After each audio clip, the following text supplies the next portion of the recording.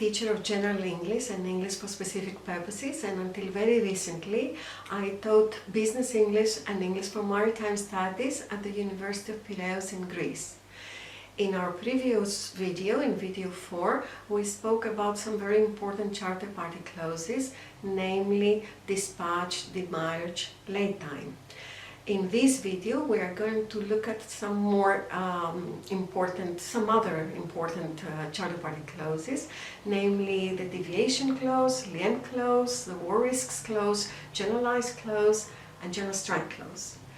The deviation clause. If this clause is entered in the charter party, the vessel is at liberty to call at any port in any order to sail without pilots, to tow and or assist vessels in all situations, and to deviate from its route for the purpose of saving life and or property.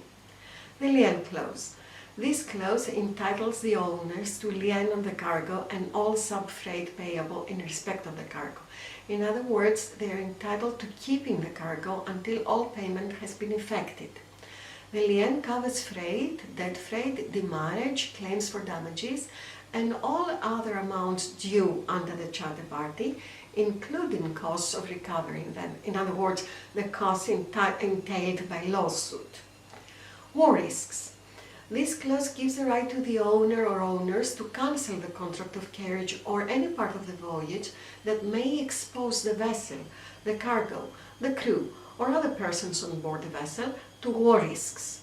In such a case, the owners requires that the charterers nominate any other safe port for loading or discharging, and may cancel the contract of carriage if charterers have not nominated such a safe port or ports within 48 hours of receipt of notice of such requirement.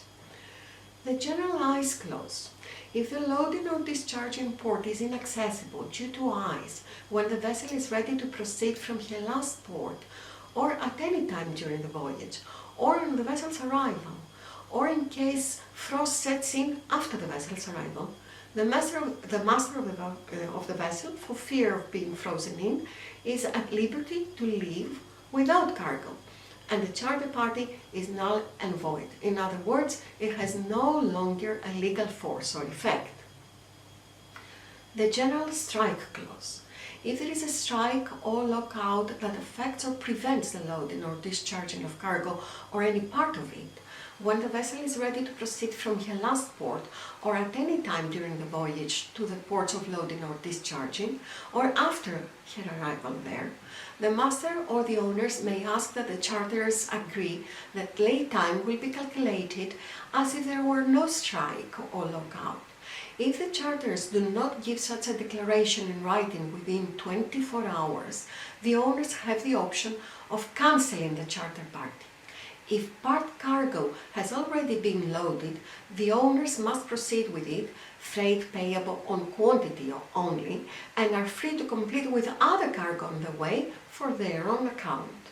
That's all for today. In our previous video, we are going to talk about bills of lading, which is one of the most important documents for the whole operation.